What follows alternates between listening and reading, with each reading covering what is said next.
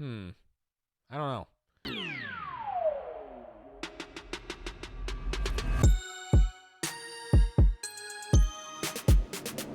2023 has come to an end and we are officially into 2024. I just dropped my top 10 favorite movies of 2023. So it is time to move on to 2024 and talk about my top 10 most anticipated movies of this year. And I got to be honest with you guys, this is a very light year for movies, like probably the lightest I've ever seen.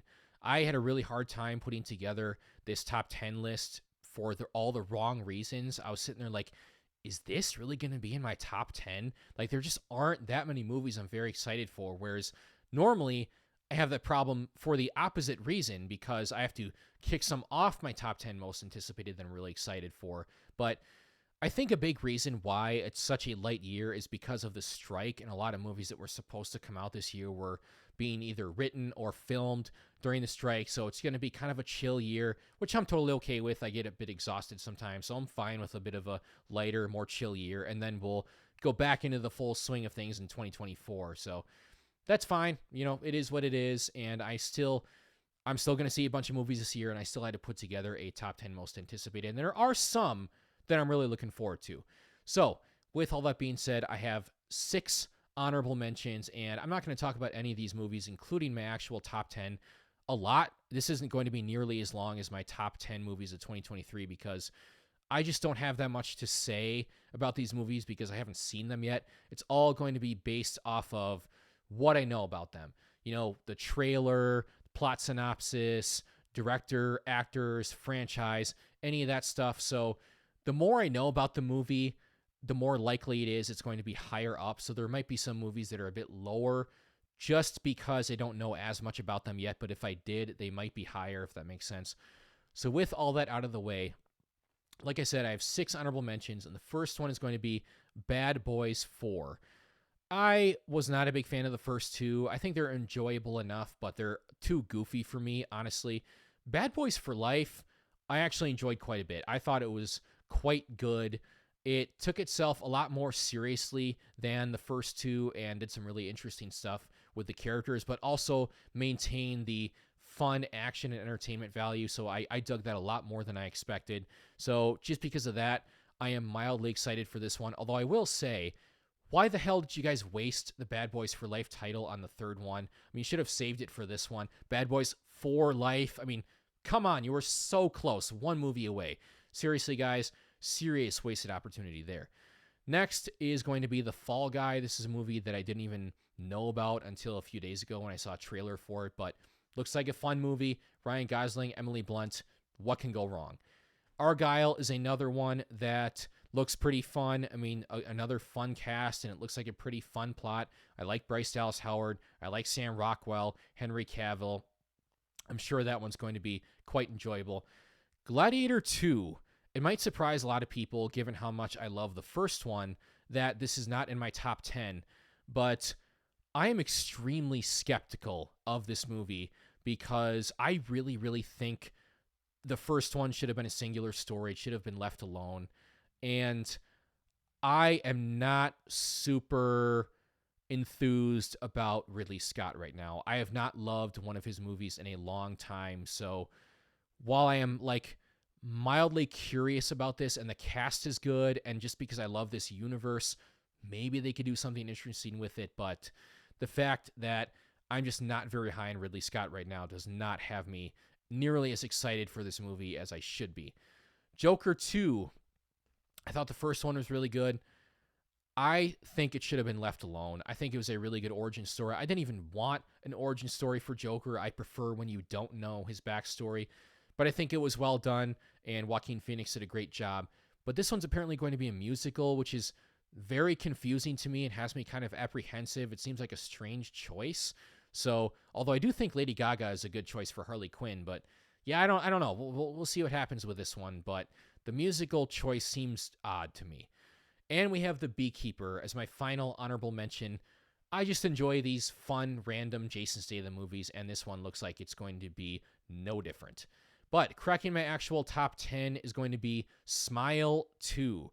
I quite enjoyed the first Smile. It's one of the few movies that genuinely scared me. Like, I was kind of uncomfortable, on edge in the theater, and that almost never happens. I thought it was very, very well done.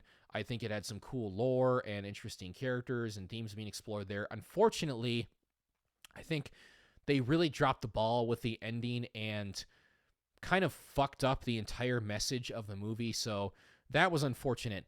But the overall experience really did deliver for me and has me excited for a second one.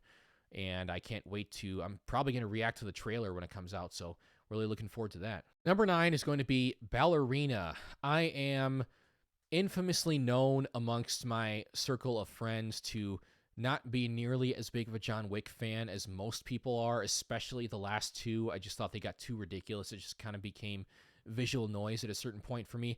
I know I'm in a very small minority on that, but I'm still very excited for this movie because I love Ana de Armas, and I do enjoy action movies. I hope they scale it down a little bit compared to the last two John Wick movies with the ridiculousness and the plot armor and stuff. But she was great in No Time to Die. She was the best part of that movie, and I feel like her action scene in that was kind of her audition for this movie. So that alone has me excited for it. Number 8 is going to be Alien Romulus. I know very little about this movie besides the director and cast, and the plot seems very vague. I wonder if we're going to get a trailer fairly soon, but I have wanted a new Alien movie for a while from someone besides Ridley Scott. Again, I love some of his older movies. The first Alien's great, but please get him away from this franchise. My God, Prometheus and Covenant were so boring and pretentious to me. So I'm like, someone else do this, please, and reinvigorate this franchise. Kind of like what happened with Prey, which I thought was great, and my second favorite Predator movie after the original. This, I feel like, has a lot of potential because it's Fede Alvarez, who I like quite a bit. I think he's a very interesting choice for this movie, and as a lover of the first two Alien movies, this could be a lot higher if I knew more about it and if we had a trailer. So as of right now, this is where I have it. Number 7 is going to be Terrifier 3. I did not like the first Terrifier at all. It's not for me. It felt more like a proof of concept than a good movie. It was very much torture porn with no plot, no character development. That is not up my alley. However, I really enjoyed Terrifier 2, and that surprised the hell out of me. I went to see it despite not liking the first one, but it had good word of mouth, and I heard it was better, and I really, really enjoyed it because you still get the crazy gore from the first one, so you get what everyone loved about the first one, but there's a lot more lore. You get even more like crazy Art the Clown stuff, but on top of that, you get, it's not like the most complex plot, but there is a plot with forward momentum, and you get great characters. One of my favorite final girls of all time now, just from one movie, in Sienna, played by Lauren Lavera, who I don't personally know her, but I know some people who do, and everything I've heard about her seems like she's an absolute delightful person, and her performance in this movie is phenomenal. Such a badass character that I can't wait to see more of. That costume was awesome. The sword and the battle between her and Art the Clown, I'm like, oh, this is super cool. There are a lot of questions I have about the lore and how certain things work, so I hope that Terrifier 3 will tackle that, and once we get a trailer, this will probably move up even higher on this list. I hear it takes place during Christmas, which is a very cool and interesting choice. So yeah, I'm looking forward to this one for sure. I really, really dug the second one and love Sienna as the final girl, and Art the Clown's a great villain. So can't wait to see what they do with this. Number 6, another horror movie, Saw XI, if that's what they're calling it. I have no idea. Or Saw 11, whatever, the 11th Saw movie. I assume this is going to continue from Saw X and continue with this specific time period, which I think is a great idea because the way Saw X ended left a lot of things open to do more with that in the future, and I enjoyed Saw X a lot more than I expected. It was one of my biggest surprises of the year, one of my favorite horror movies of the year, as someone who is not a big fan of this franchise, and I got so sick of them, but Saw X has reinvigorated my interest in this franchise. So just because of how good that was alone, and continuing, the idea of continuing this timeline has me interested in this next one. Number 5 is going to be A Quiet Place Day 1. I love the first two Quiet Place movies, some of my favorite horror movies ever made. I think they're very compelling and intense with great characters and great creature design. I assume, based on this title, that it's going to be a prequel covering kind of how this all got started, which I find very interesting because I've always been interested in that. Like, I've always kind of wondered about how this all started. So I think that's a very interesting direction to go.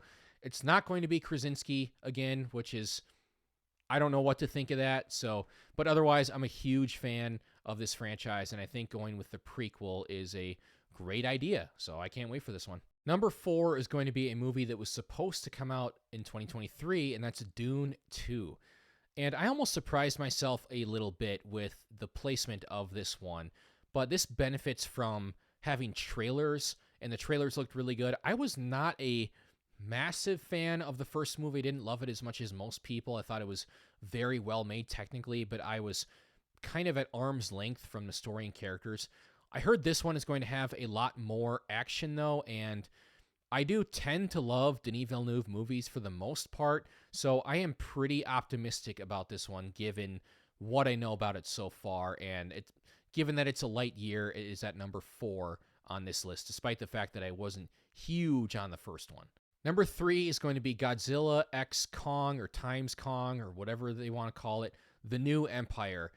Look, man, I love kaiju, I love Godzilla, I love King Kong. I really, really enjoyed Godzilla vs. Kong. So naturally, I'm excited as hell for this one. I reacted to the trailer. It looks like a ton of fun. I love the new design for Godzilla. They're teaming up against like this giant evil King Kong, which looks pretty cool. He's got like an army. So I'm sold.